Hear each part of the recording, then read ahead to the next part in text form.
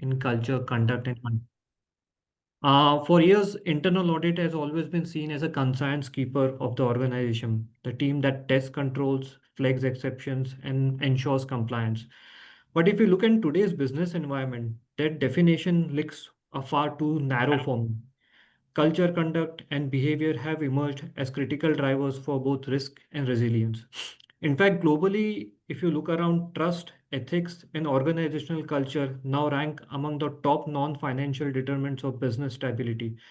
Studies have found out that erosion of trust, maybe in institution, leadership, and information, amplifies every other form of risk, from cyber to operational disruption. We have also seen how small behavioral blind spot, which may seem insignificant at first, can grow into governance issues for the organization or reputational risk if they are left unaddressed. This is where internal audit's role is evolving, moving beyond compliance to sensing culture, influencing conduct, and embedding ethics into the everyday decision making as well. If I and if I look at it, the shift is not stopping at culture itself.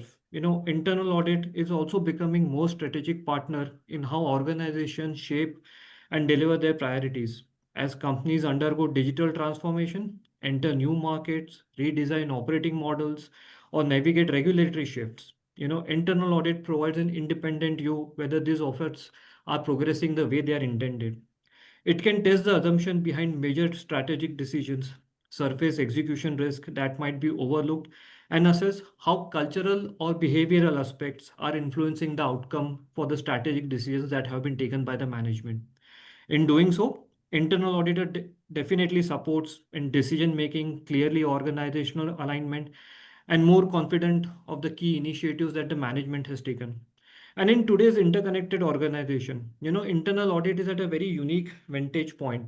It can look across silos of finance, HR, supply chain, digital ecosystems, and connect patterns that others might miss. By interpreting data, conversations, IA leadership actually helps in classifying in terms of the misalignment or ethical drift pretty early and often before they appear as financial losses or headlines to the organization. And that's the focus of our discussion today in terms of how internal audit can move beyond process controls and become a real time sensing mechanism for organizational behavior, and how it can leverage insight from people, data, governance to strengthen the culture of the strategic alignment and long term resilience of the organization. And broadly, what I just wanted to keep on the table is the four broad themes that we will actually explore with our panel. First, how internal audit can influence culture and conduct, not through traditional control testing, but through tools like employee feedback, behavioral indicators, and sentiment analysis. Second, how internal audit can help organizations shift from reactive to a proactive conduct of mechanism, identifying early warning signals from whistleblower, vendor ethics, and leadership behavior as well. Third, in terms of how internal audit can be integrated into strategic decision making, whether during digital transformation, mergers and acquisitions, or, we see a lot of leadership transitions happening in the organization. So, how internal audit can play a role in those issues as well. And finally, how the CFOs, CHROs, and board can use the internal audit finding to strengthen governance, trust, and tone at the top. And we have a perfect panel to help us unpack all these themes. We have someone who are senior leaders who sit at the very intersection of finance, human capital, and governance. Ladies and gentlemen, let me just welcome the panel, our esteemed panel that's going to support me in dissecting this entire topic. We are joined by PR Ramesh, who is an independent director on multiple boards, offers a boardroom perspective on how internal audit can align more closely with the governance priority, strengthen trust with the directors, and deliver assurance. We have Sandeep Batra, Executive Director and CFO for Pidilite Industries Limited, who brings in a very different angle of finance and governance and how internal audit can can form resilience, capital decision, and stakeholder confidence.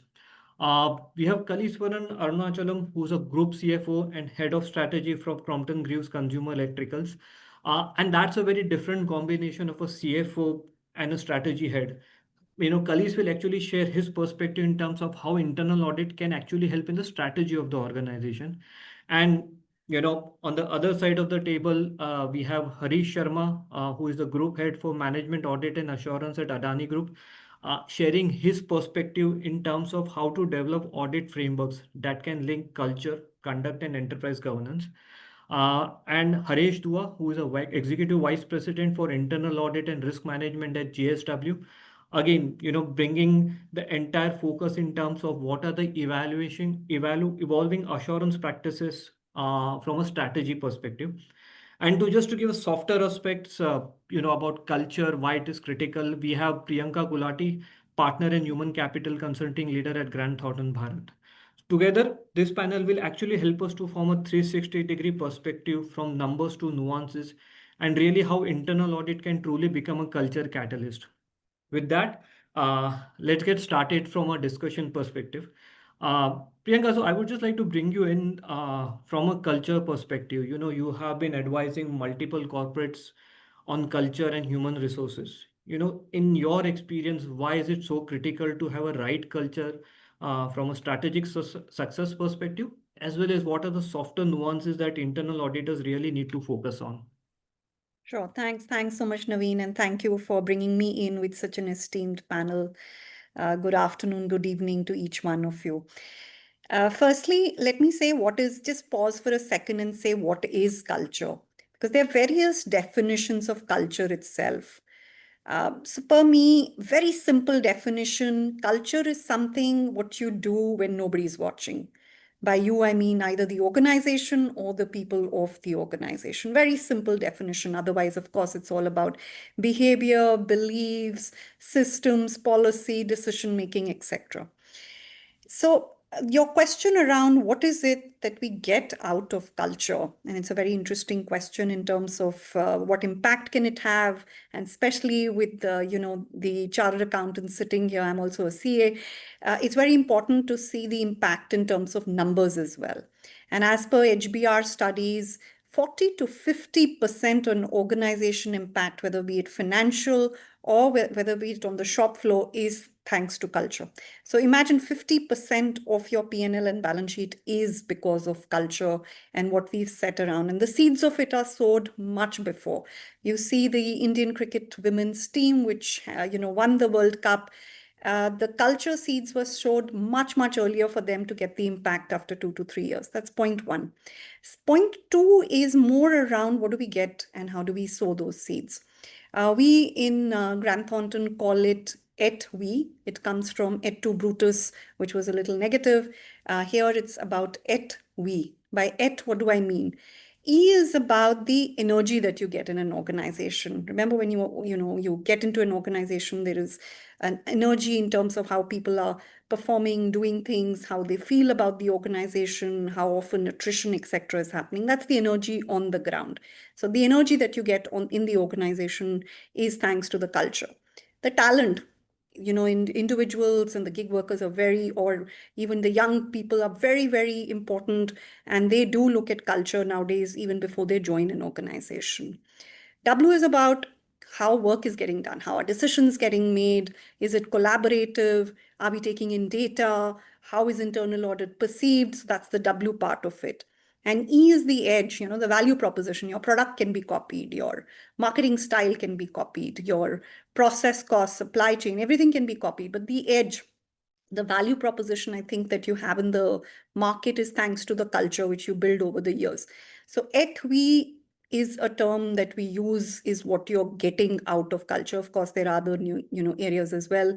And from an impact perspective, Naveen, 40 to 50% in terms of impact from an MIT and Sloan plus HBR study that you're getting. Other research talks about 3x, 4x of the value in terms of financial numbers you get out of culture. So that's a very heavy number to focus on. But a lot of things to be done before culture can be set right. No, thanks, Priyanka. Thanks for highlighting how critical it is from a number perspective. 40 to 50% of the financial numbers, though not directly attributable, but do form a part of how the culture is being driven in the organization. And thanks for introducing the new concept at we, definitely we will also take care of it from a future perspective. Ramesh, coming to you, you have been on both the sides of the table, and you are serving as independent director on multiple boards.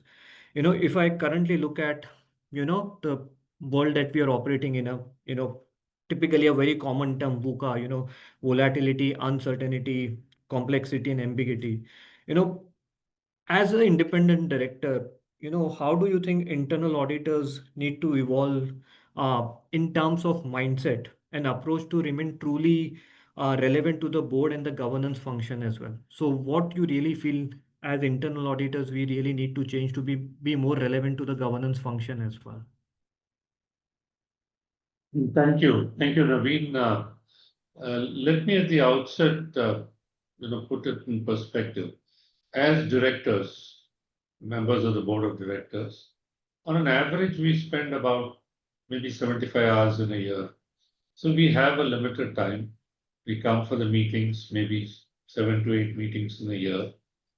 And it is in that we discharge our governance role. And it is therefore important for us to heavily rely on all other components which support the governance, help us in discharging our governance role, and internal audit is one of it. And if you really look at it, internal audit is something which directors should heavily rely upon because they spend the maximum time, not the statutory auditors. But unfortunately, the way it is, the statutory auditors get more importance than internal auditors, and that is where the problem rises. Now, in the world which you described as the VUCA world, where it's volatile, uncertain, ambiguous, and complex world, which has moved to what we now call a bunny world, which is no longer VUCA, which is brittle, non-linear, etc. I can go on to all of it. But the reality is we are in a world which is changing exponentially and changing at a rapid pace. And therefore, less for us is historical information. Less for boards is focusing on the past. Boards increasingly are looking ahead rather than even the present or the past. And that shift we are seeing. If you come and tell us, oh, we found 10 items, which of an audit which we did, which is 1 year old, of transactions which are 1 year old, it is of no relevance. What we need to know is what it is now and what it is likely to be in future. It's in futuristic information which needs to happen. And therefore, the expectation from internal audit is now internal audit itself, the quality of it, or it depends on who does it, how it is done, what is done, what time is given, and what importance is given. And if you use it as a parking place for those unwanted people in the organization, then you will have that much.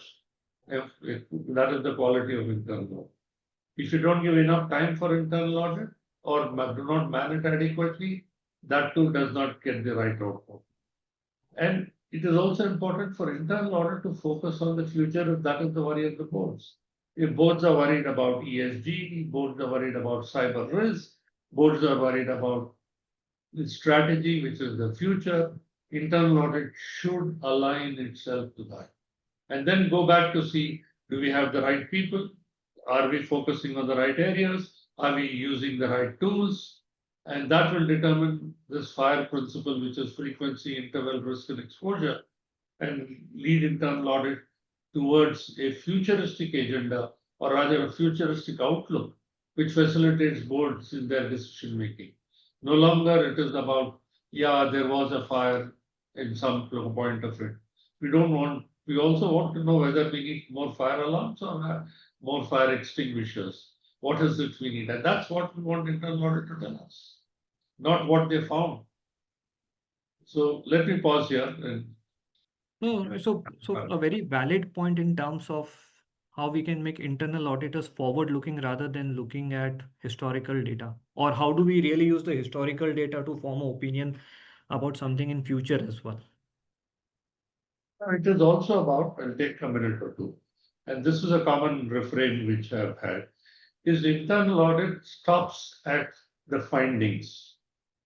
Often I mean, I'm sure there are internal auditors. It stops at the finding and says, we found this. Now that's just news. That's not an analysis of what is the root cause, how many such things could be there, even more, and what is the situation in the future, including the point which you made about strategy, etc. It's all about the future. Is internal audit involved in all of it? In participating in it and say, this is what you need as an organization. From our experience in internal audit, we can tell you these are the things which are required. And that is the big mindset. They're stopping at findings and saying, here are control failures, this is what it is, here is a management response, and that's where it is. Take it. So that's not adequate enough for boards for future decision making. No, sure, Ramesh. Very valid point. Ramesh, just, purely just from, you have already covered it, but just in your experience, what distinguishes a superb internal audit function that reports to the board from one that genuinely serves the board? One attribute, what you would be looking for judging the effectiveness and independence of the internal audit. Okay. So there are multiple elements there. But clearly, we want an internal audit which serves the board, not just which reports to the board. Yeah. Right. Having said that, the key is communication. What we judge an internal audit by is what is presented in the meeting. That's all. We don't spend the time with the internal audit outside of meetings or get into the details of reviewing their work. That's not the job of boards. So in that 1 hour which you present is what we form impressions about. And in that 1 hour, how are you presenting to us for us to find it useful in our decisions and take appropriate actions, corrective actions as the case may be, is what makes all the difference between somebody who's reporting to the board and somebody who's serving to the board. Essentially, it boils down to relevance. Are you relevant? Or are you just a statutory requirement? Can I do without you? So are you adding value? And that is something which internal audit function needs to measure itself on and say, this is how I add value. It's not that I'm doing a statutory function, testing controls, including controls over financial. That's the Okay. distinction. I think that's a very valid point, Ramesh, that you maintained is, are you adding value and how are you relevant to the organization? If the organization can function, without an internal audit, that's a very clear signal to the team that, time to move on or time to do something better. Technology. Yeah. No. Thanks, Ramesh. Sandeep, just coming to you from your perspective, everyone tracks financial KPIs for success. Do you see merit in using cultural indicators like whistleblower exit interviews or employee surveys, to track the cultural health of the organization alongside the financial KPIs? Uh, we always see most of the organization reporting the financial KPIs. How do you think this process can be made more effective, considering the fact that culture is critical to the success of the organization? Very valid question and very important and relevant question, Naveen. And I think the opening remarks by Priyanka and Mr. Ramesh did cover not 100% of what you asked, but in some form. But if you look at, for example, this whole issue of culture and strategy, the proverb or that saying is very popular that culture will lead strategy for breakfast, right? So you certainly need to look at culture, because as things have become dispersed, the one invisible glue that binds the organization is culture.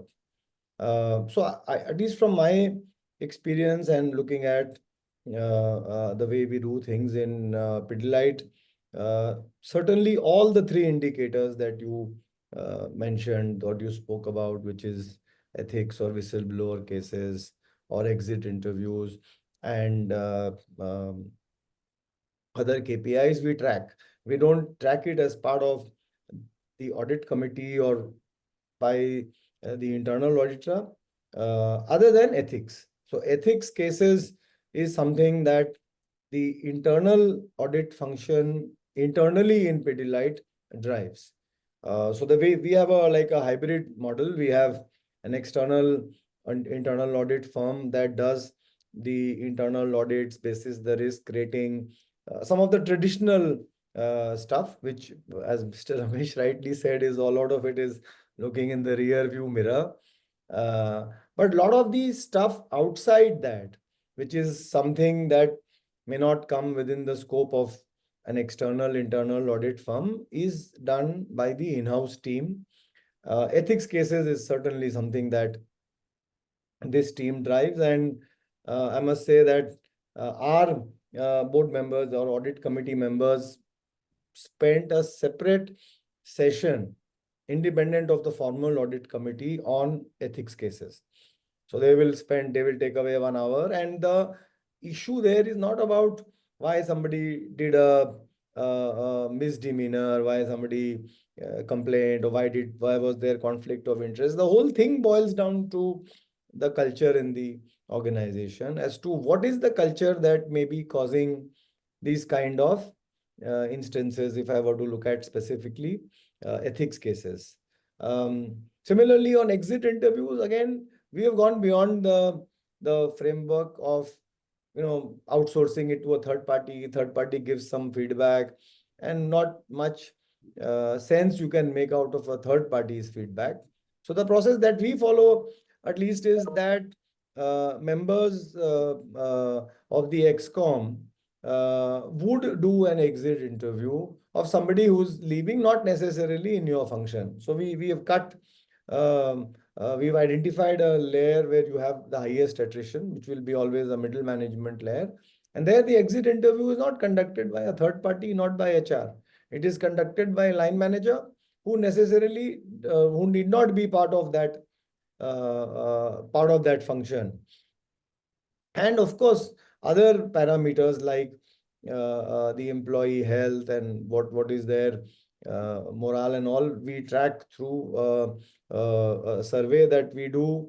We are part of this Great Place to Work, so that all the feedback from the bottom comes, and all of it is acted on. It's not something that we do simply because we want to tick a box, but take that feedback, because my personal belief is that what comes out of these incidents, either an ethics case or a exit interview, you are only getting symptoms. If you are only going to treat the symptom, then the illness will remain and it may become chronic.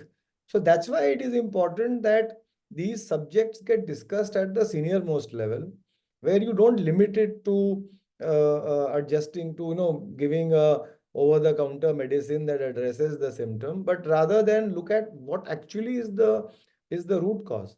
Is it that your policies are constrictive? Is it that the boss in that particular area is toxic, because of which maybe attrition has picked up? So basically, we'll go to the root cause and systemically address the issue, which I think is the right way of going about it. And that is something that obviously in the right forum, not necessarily in the audit committee, also gets presented to the board. So for example, some of the softer people issues get discussed in our NRC, where again we will present to the NRC that this is what has come out of the exit interview, and this is the root cause, and these are the corrective actions that we are taking. Right? Thank you. So I think that a very valid point is in terms of not just looking at symptoms, but addressing it systematically, and something that, we as internal auditors, have to focus in terms of just don't get the root cause right. Otherwise you won't be able to get the problem right and you won't be able to get the solution right. So I think that's a very critical input for us from a internal audit perspective. I think moving on, Kalis, coming to you, you play a dual role both as a CFO and as a chief of strategy for Crompton.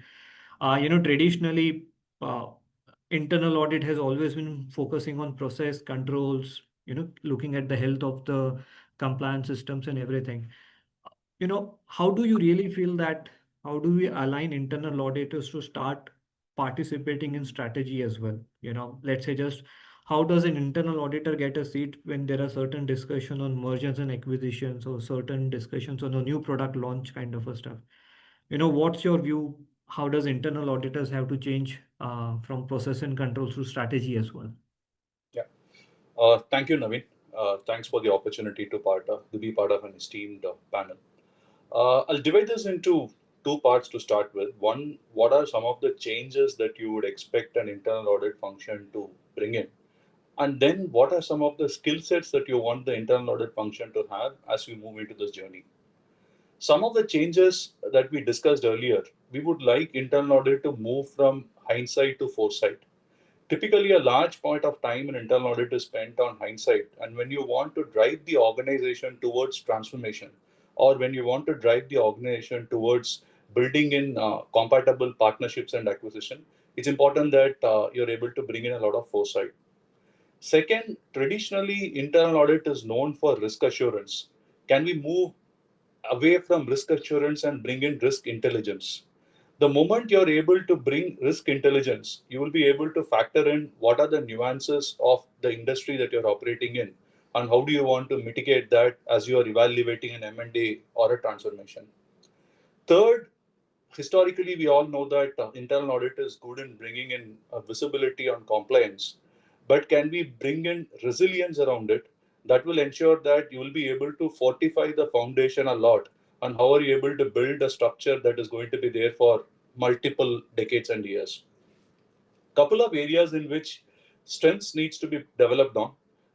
Speaking the business language. Today you find that as to internal audit as a function is able to speak a control and audit language. Can that be translated into business language? And second is, how can you make an internal audit function that is data adaptive and data native? Eventually, many of these discussions are going to be around numbers and data, and how are you able to build that is going to be critical. Now, if this is something that we are moving towards and there's a change and that we see in an internal audit function, I don't see any reason for internal audit function not to sit on the table. And most importantly, you're not expecting them to run the business. You're expecting them to challenge the assumptions, equally bring in a strategic independence when you're evaluating an M&A or a transformation. So I do believe they've got a right to sit on that. I also want to give a couple of examples at Crompton. How are we trying to drive this? As you would know, we have a unique shareholding structure. We are a board-led, board-governed company and management-run, which means that institutionalizing Crompton is extremely important. And one way for us to look at is that there are multiple functions in the organization. There is procurement, sales, various business units like fans, lights, etc. You expect them to create a center of excellence and drive transformation on business processes. The other approach that we have taken it up is keep internal audit at the center of it and drive a transformation project around business, process, and policies definition development. Now, this has got two parts to it. One is understanding what is the assets and ensure business continuity is there as you move on to a to be.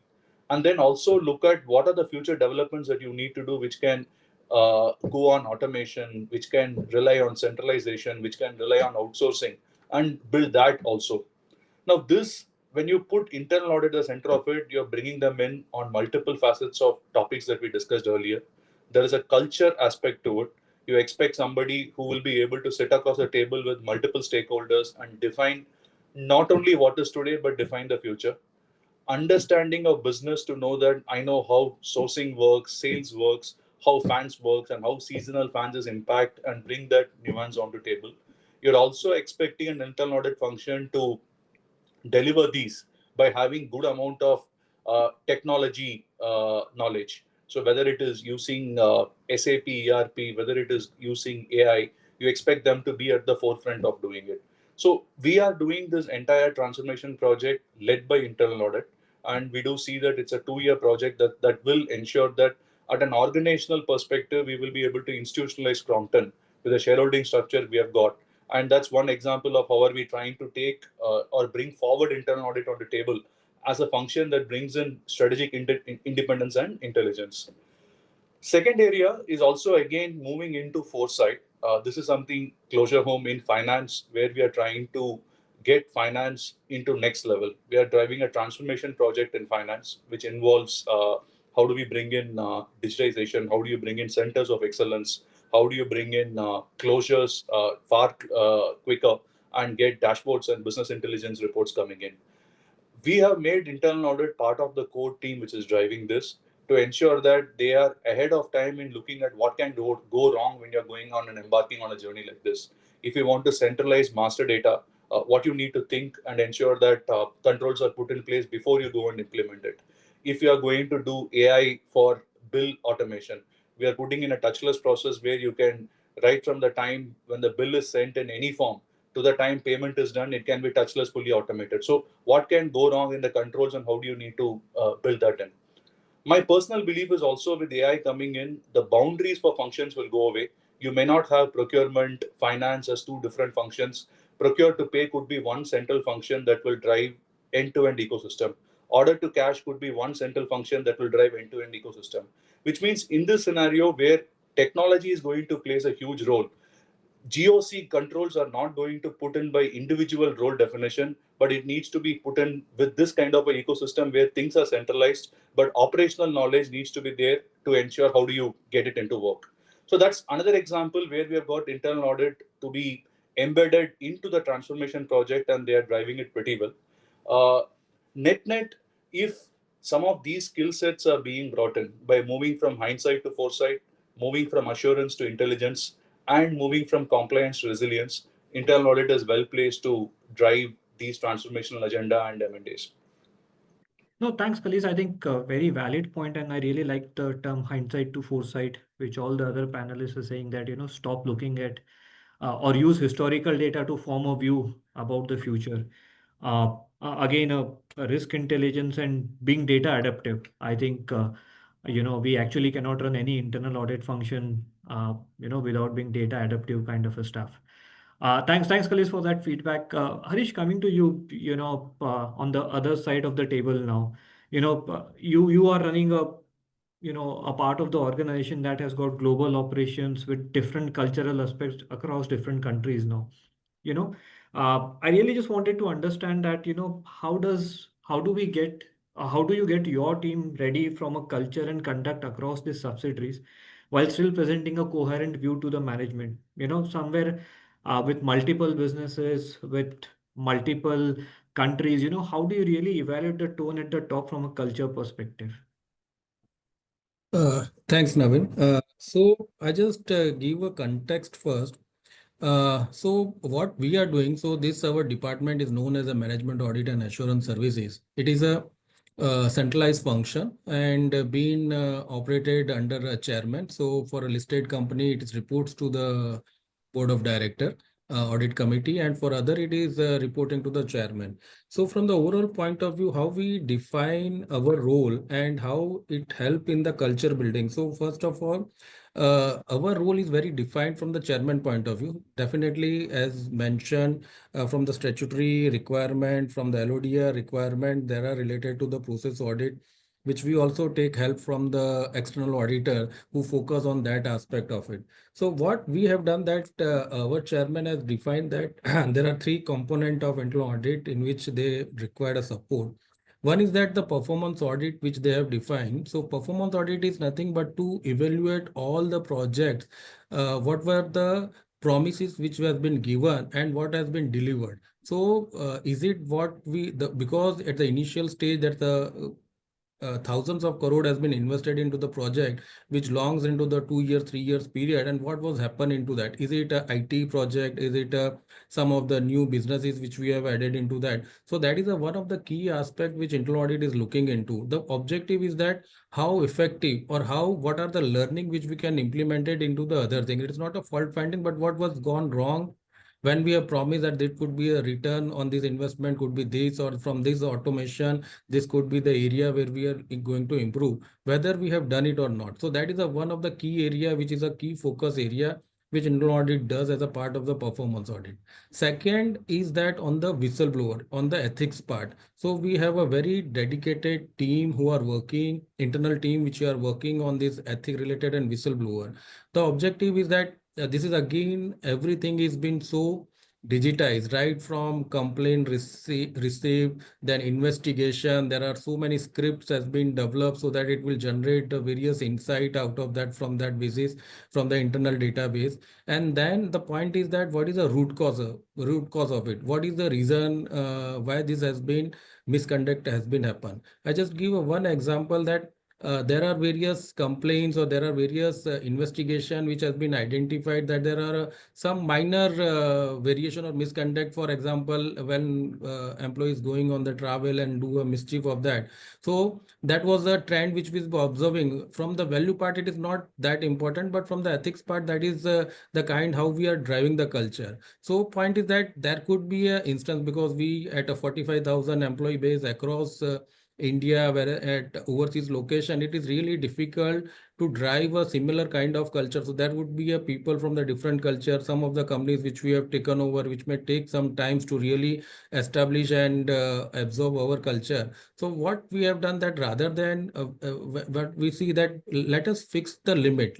Let us fix the limit. For example, this is a location, this is a limit. There is no requirement of putting any supportings at all. So there is no chance that if you claim up to that limit, no one will raise a question about what is a supporting or not supporting. Now, what happened by that? You have been done away with various administrative job, accounting job, verification job, and even areas where there is a chances of misconduct. So value wise is less, but what happened? We are done away with that. So what issue when we are discussing with the chairman, what happened at a small issue, people may deviate from the policy, but what happened, we are losing a certain trained employee, we are losing certain good employee because of small things. Why we cannot change a policy which is a simplified policy so that that kind of such issues will not happen? This is a one kind of that example.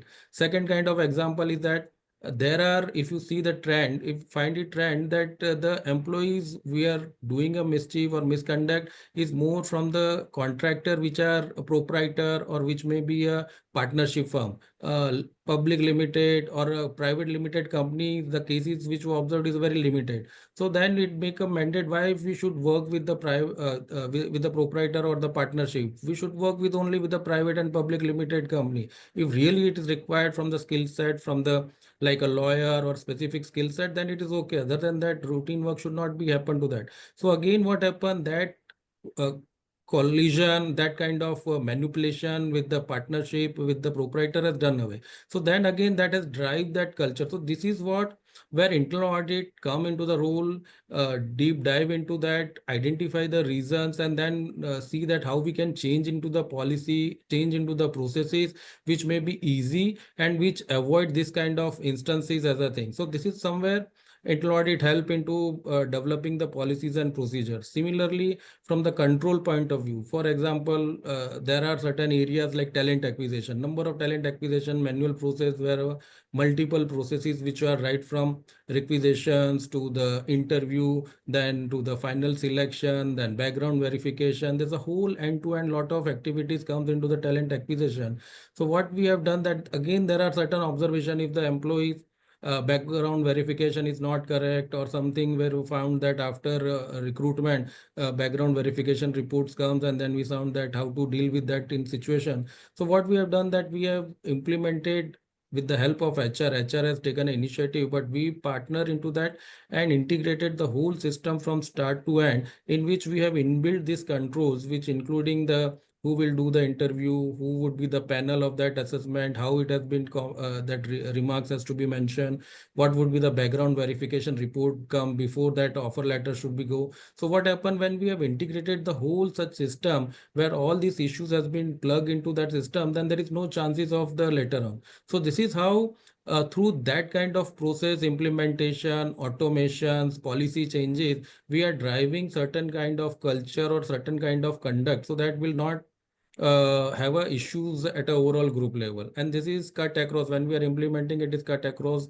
all the companies and all the location across the group.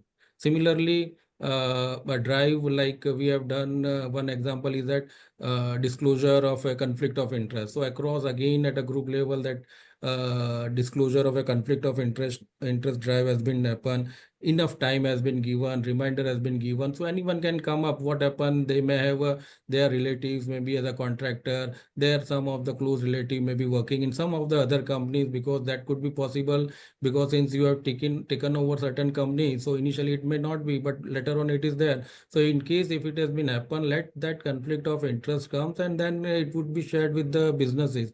So that culture drives that in case it can come upfront, and at the same time there are a very stringent mechanism in case if it has been identified. There are various algorithm, various data analytics, external data points which are being received and then validate and reconciled and identify is there a conflict of interest has been declared or not. If not, then it been taken a stringent action against that. So what, it's a two-way. One is the opportunity to confront as a transparent and then create that kind of culture, and then at the same time there is a process, there is a kind of a checks has been established to ensure that that transparency will remain. So this is a combination of both trust, transparency, as well as the areas where internal audit or the process owner works to ensure that the system should work accordingly. So these are the various initiative, various kind of approach has been adopted to build a transparent, a good culture, because our value system itself is a courage, trust, and commitment. So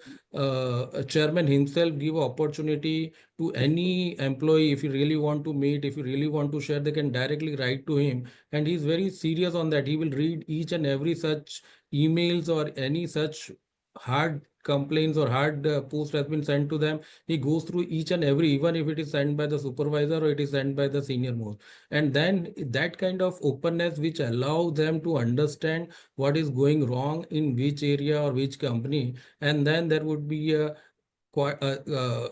apex meeting, though that would be a, every week there is a on Saturday apex meeting in which there are various of such agenda has been discussed, and then accordingly the various steps has been initiated based on that. So these are the whole way of managing certain culture which we want to drive at a group level.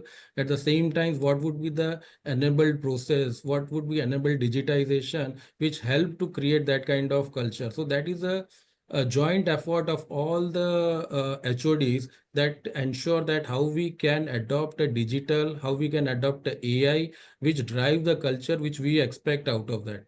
Another example is that now at a group level we embark on various Copilot and Chat GPT. So that has been provided to the employee and been, this is a in-premise enterprise solution. It is nothing going outside the system. So, but point is that they want to create a system culture where people, where the employees are drive to do automation, drive to use the AI and doing a improving the productivity, how we can be effective, how we can improve the productivity. That is the drive which we are working on. So now the whole focus is that how to improve the productivity, and series of action has been taken. Now that series of action been supported by various kind of analysis which internal audit has done.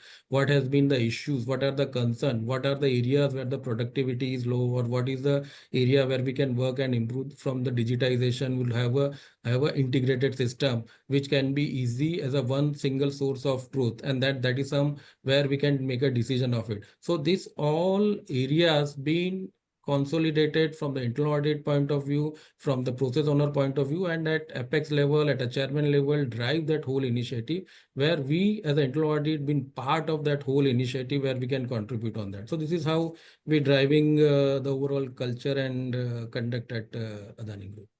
No, Harish, I think a very valid point that you said, that it's been driven from the top, most from the senior most leader who is driving the culture in the organization. So obviously the output would be much different as compared, because the whole leadership is supporting the culture building within the organization. Sincerely appreciate Harish. Harish, coming to you, from a JSW perspective, or just, you have a plethora of experience from an internal audit perspective. And you looked at all the independent guys saying that how internal audit can go beyond risk, process, and control. So how do you really feel that? How do we add a strategic view to all our internal audit reports as well? So if you see that, in our group, we help management in two ways. One, at the time of framing a strategy, Second thing is that when strategy is already formed, to see whether those strategies are being operationalized on the ground properly or not, or there is any course correction required. Let me give you a couple of examples of that.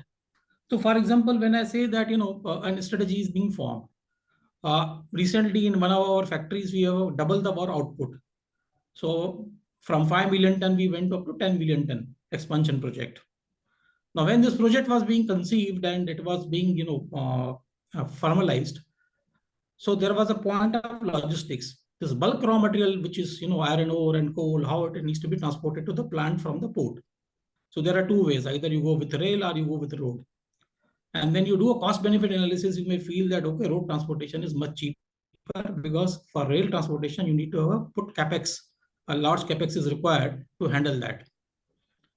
But when this strategy was being formed, we were also got involved in that, and we pointed out a couple of things which were missed out.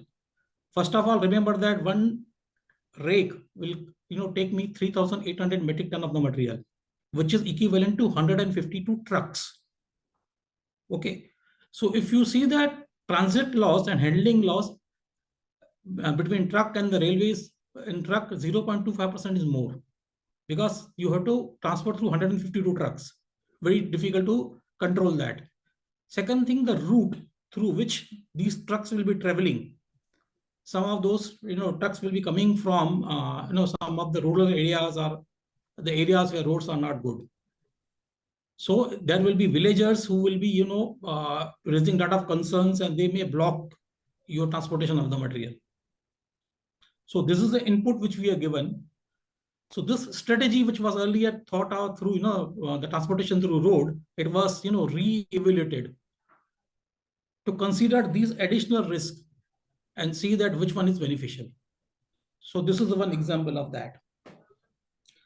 Another example I will give you is, where there is a course correction is required for a strategy already formed. So what happens, if you see last 5-6 years, we export around 25% material of the total sales, but it ranges between 25% to 7%. Last year it was 9%. The decision to sell in Indian market or export it to outside country depend upon three factors. What is demand in those countries? Number one. What is exchange rate? And third is tariffs, which our customers are going to pay. And all these 3 points are dynamic. So our ratio every year changes. Sometimes it is 7% get exported, sometimes 9%, sometimes 25%. So our company wants to have a maximum EBITDA. So wherever they see is a maximum EBITDA is there, they will take the decision. Sometimes domestic sales is more, sometimes exports is more. But in this, while it is very easy to say that, today you only export 7%, or today you export next year you export 25%. But to operationalize that strategy is difficult. Why? Because then you need that type of infrastructure. You have an export documentation department, you have a shipment department, shipping department, who has to handle more work.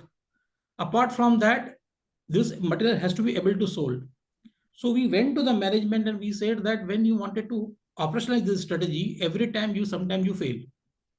So what you need to do? First of all, you need to have proper resourcing. It should not happen that today, I have a, export support department.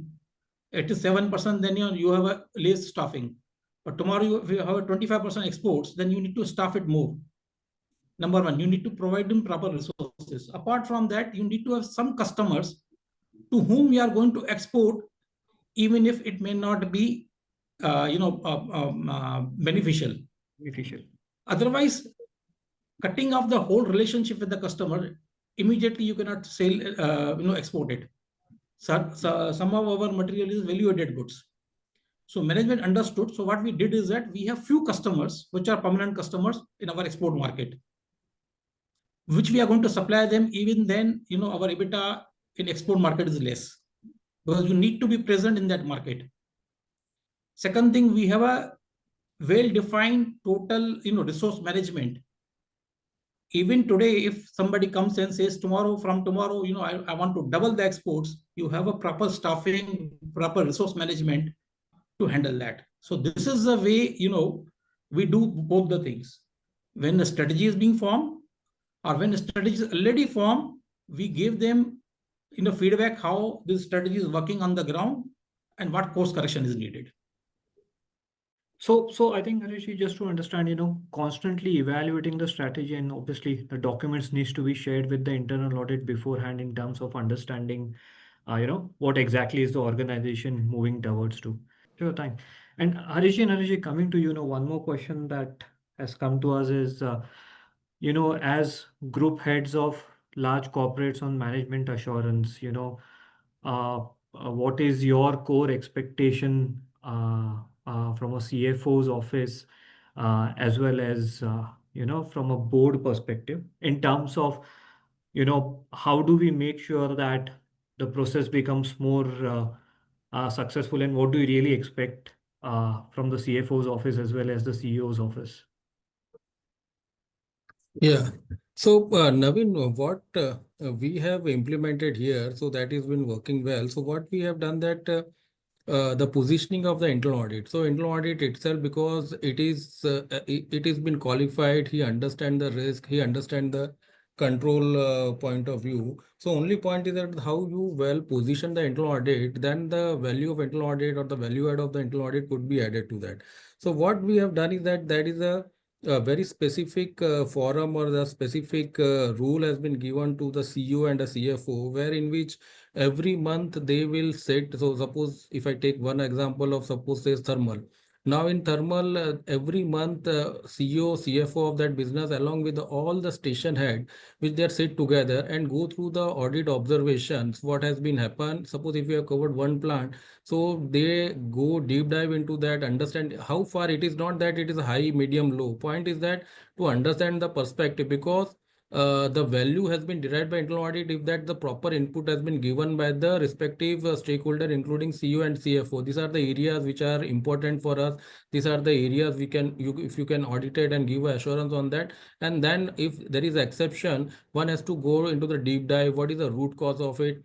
Fix the accountability, because if you do not fix the accountability, if there is no consequence management, if there's anything is go wrong, so otherwise it will be take internal audit as a lightly. So what happened, that will not add value to that, because they know that this internal audit will report but action will not be happen.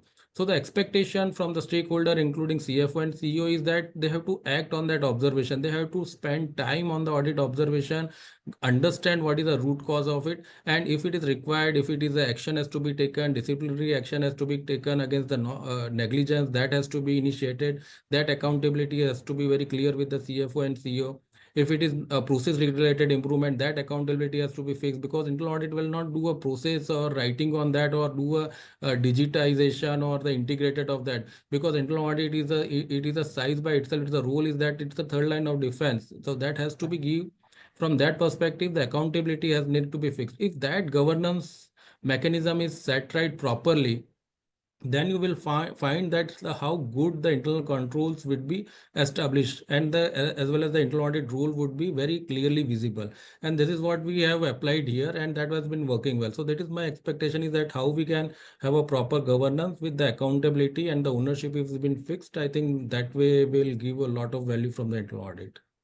No, thanks, Harish. Pretty valid thing in terms of how we really push, the governance agenda using the CFOs and CEOs office as well. Harish, your comments on the same? I don't have much problem with the CFO expectations of CFO and CEOs and other thing. I have a one request to the board, and that I do to all boards whenever I attend that. Sometimes board expects the answers from internal auditor which they should ask to statutory auditors.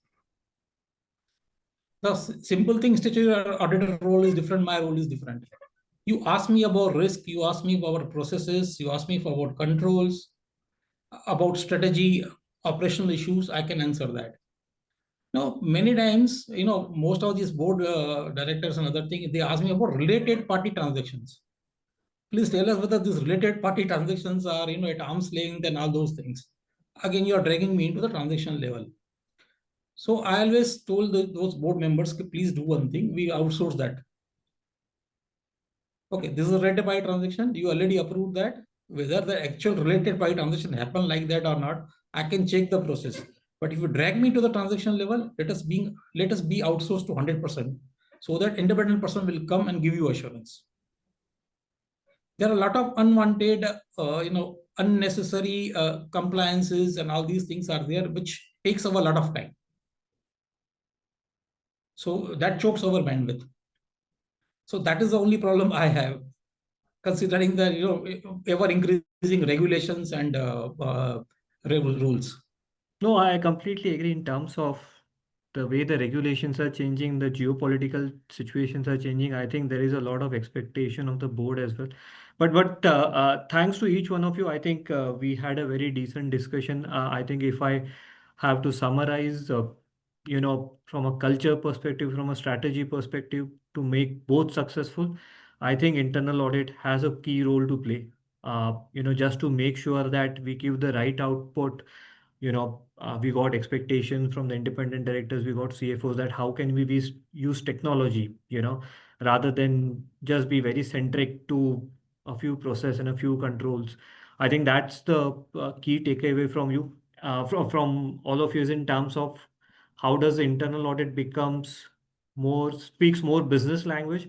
How can they actually correlate the entire observations, fit it into the strategy? How can they use a lot of technology to just give the right cultural insight to the organization as well, just to make sure that actions are taken at the right time and not after the damage is done. So thanks a lot for each one of you. I think we have overshot the time, but this was a really interactive discussion from the overall perspective, from a culture perspective, from an independent director's perspective, CFO's perspective, and obviously the management assurance team's perspective. Thanks a lot to each one of you, and have a great evening ahead. Thank you. Thank you. Thank you, Naveen. Thank you. Thank you, Thank Naveen. you. Thank you, everyone. Thank you to each one of you. Thank you. Bye. Thank you. Okay.